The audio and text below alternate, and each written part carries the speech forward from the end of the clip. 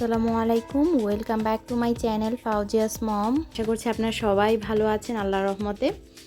তো আমি আজকে আপনাদের সঙ্গে নিয়ে এসেছি খুব সহজভাবে কিভাবে খুব দ্রুত আনারসের চোখগুলো উঠানো যায় আর একটি কিচেন টিপস নিয়ে। তো দেখা যাক কিভাবে করেছি। তো আমি এখানে আমার কয়েকটা আনারস আছে, আর এই আনারসগুলো মধুপুরের আমাদের গিফট করেছিল একজন। তো মধুপুরের আনারস কিন্তু খুবই রসালো আর খুব মিষ্টি হয়। যারা মধুপুরের আছেন তারা অবশ্যই জানবেন খুব ভালো করে। আমি ফার্স্ট টাইম খেয়েছিলাম, যার ফলে আমার খুব ভালো লেগেছে।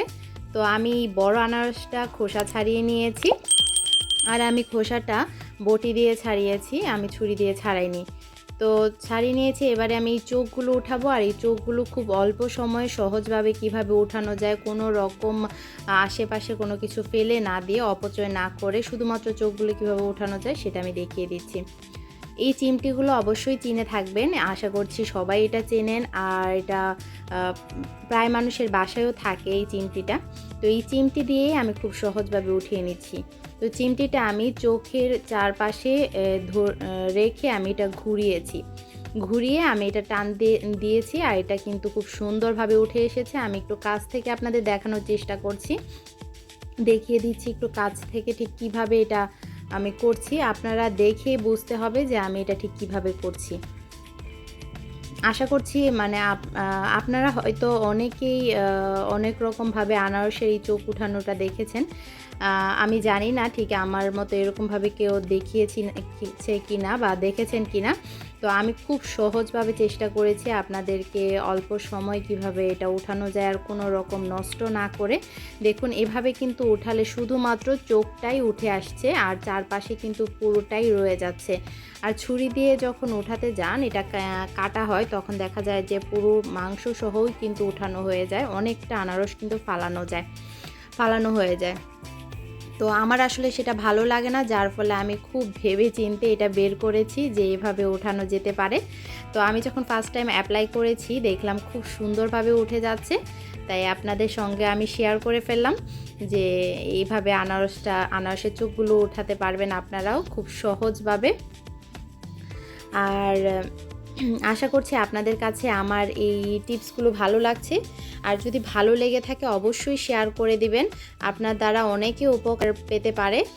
তো আসলে আনারসের চোখ উঠানোগুলো নিয়ে অনেকেই দুশ্চিন্তায় থাকে, আমি নিজেও ছিলাম আগে।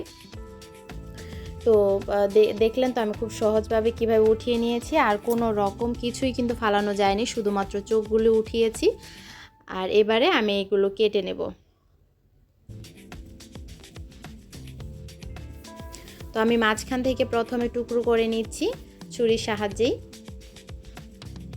আর এটার মাঝখানে কিন্তু শক্ত একটা জিনিস থাকে, সেটা ফেলে দিব। সেটা অনেকে আবার সেটা সহই খেয়ে নেয়।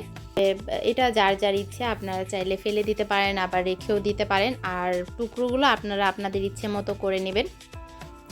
আমি আসলে মূলত আপনাদেরকে চোখ উঠানোটা দেখানোর জন্য এই ভিডিওটা করেছি, আপনাদের সঙ্গে শেয়ার করা। তো এখনও পর্যন্ত যারা আমার এই চ্যানেলটিকে সাবস্ক্রাইব করেননি, প্লিজ আশা করব আপনারা সাবস্ক্রাইব করে আমার চ্যানেলটির পাশে থাকবেন। পাশে থাকা বেল আইকনটি ক্লিক করে দিবেন, এতে করে নতুন নতুন রেসিপিগুলো, নতুন নতুন টিপসগুলো আপলোড হওয়ার সাথে সাথে আপনারা নোটিফিকেশন পেয়ে যাবেন। আর এই আনারসের মতো এরকম কোনো টিপস যদি আপনারা পেতে চান, দেখতে চান, তাহলে অবশ্যই কমেন্টস করে জানাতে পারেন। আমি আপনাদেরকে দেখানোর চেষ্টা করব ইনশাল্লাহ। আর আপনাদের ঠিক কেমন লাগলো, উপকারে এসেছে কিনা সেটাও কমেন্টস করে জানাতে পারেন। তো আমি এগুলো টুকরো করে নিচ্ছি। আর এই আনারসগুলো আসলেই খুবই রসালো ছিল, কি বলবো আপনাদের, যে আমি কাটতে কাটতে খোসা ছাড়ানোর সময় অনেকটা রস বেরিয়ে গিয়েছে, আবার চোখগুলো উঠানোর সময় অনেকটা রস বেরিয়েছে, আর কাটার সময়ও অনেকটা রস বেরিয়েছিল। মানে এতটাই রসালো ছিল। যারা মধুপুরের আছেন আপনারা জানেন যে এই মধুপুরের আনারসগুলো ঠিক কেমন হয়ে থাকে।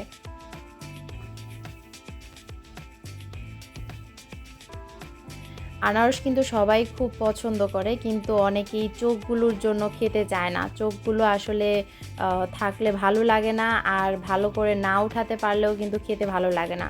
তো আমি খুব সহজভাবে দেখিয়ে দিলাম, আশা করছি আপনারা বুঝতে পেরেছেন আর আপনাদের খুব ভালো লেগেছে। আর আমি এটার মধ্যে অন্য কোনো মশলা মিক্স করছি না, শুধুমাত্র সামান্য লবণ দিয়ে আমি এটা মেখে নিচ্ছি, কারণ এটা এমনিতেই অনেক রসালো, অনেক মিষ্টি, তাই একটু স্বাদ নেওয়ার জন্য একটু সামান্য লবণ দিয়েছি, মিষ্টিটার ব্যালেন্স করার জন্য। তো যদি আপনাদের কাছে আমার এই ভিডিওটা ভালো লেগে থাকে, প্রতিবারের মতো যাওয়ার আগে প্লিজ ভিডিওটাকে লাইক, কমেন্ট, শেয়ার করতে ভুলবেন না।